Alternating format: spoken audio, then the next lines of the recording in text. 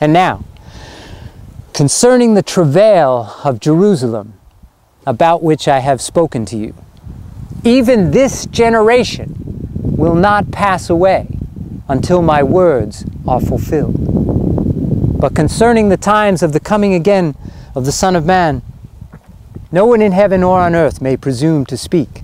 But you should be wise regarding the ripening of an age. You should be alert to discern the signs of the times. You know, when the fig tree shows its tender branches and puts forth its leaves, that summer is near. Likewise, when the world has passed through the long winter of material mindedness, and you discern the coming of the spiritual springtime of a new dispensation, should you know that the summertime of a new visitation draws near. But what is the significance of this teaching having to do with the coming of the sons of God?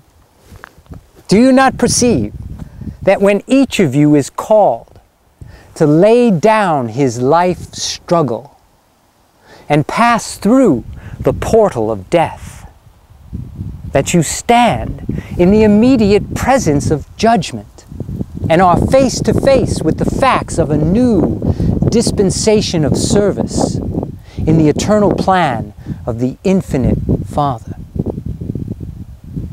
What the whole world must face as a literal fact at the end of an age, you, as individuals, must each most certainly face as a personal experience when you reach the end of your natural lives, and thereby pass on to be confronted by the conditions and demands inherent in the next revelation of the eternal progression of the Father's kingdom. As these 13 men resumed their journey to the camp, they were speechless and under great emotional tension. As they gathered about the campfire, some 20 of them, Thomas asked, "Since you are to return to finish the work of the kingdom, what should be our attitude while you are away on the Father's business?"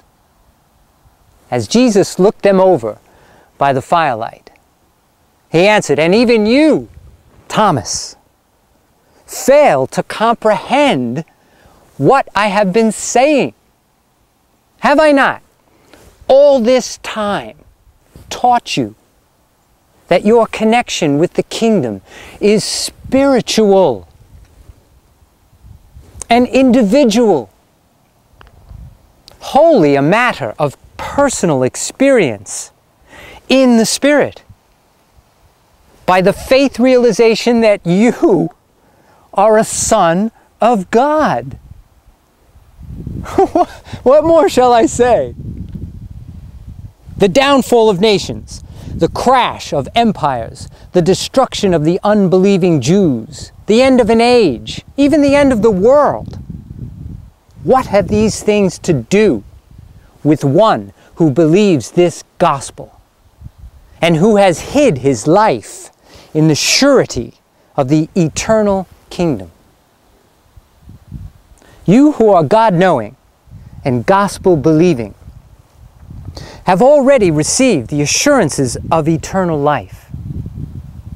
Since your lives have been lived in the Spirit and for the Father, nothing can be of serious concern to you.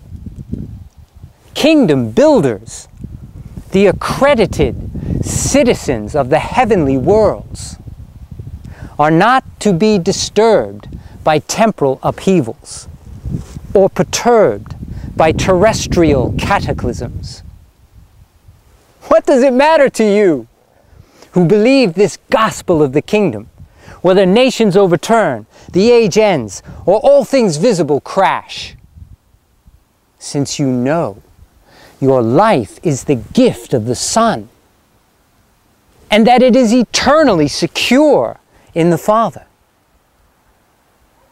having lived the temporal life by faith, and having yielded the fruits of the Spirit as the righteousness of loving service for your fellows, you can confidently look forward to the next step in the eternal career with the same survival faith that has carried you through your first and earthly adventure in sonship with God.